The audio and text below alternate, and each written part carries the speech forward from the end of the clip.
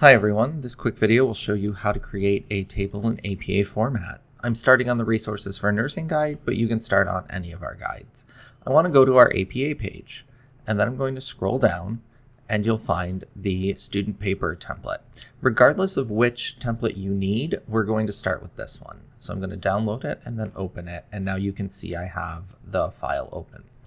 What I can do is go anywhere in the document here. That doesn't really matter. I'm going to choose to go right after the headings here. I'm going to just delete this part.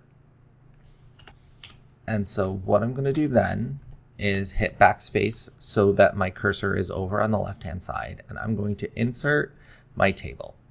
And we're going to pretend I need a 3x3 table.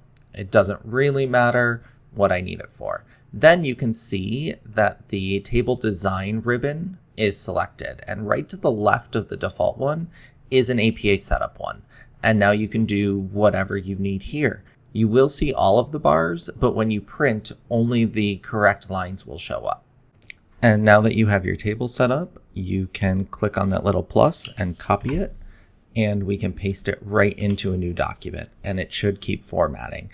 If it doesn't, use the clipboard pop-up and say keep source formatting, and you can see that it dropped back down to single spaced instead of double spaced. Happy writing!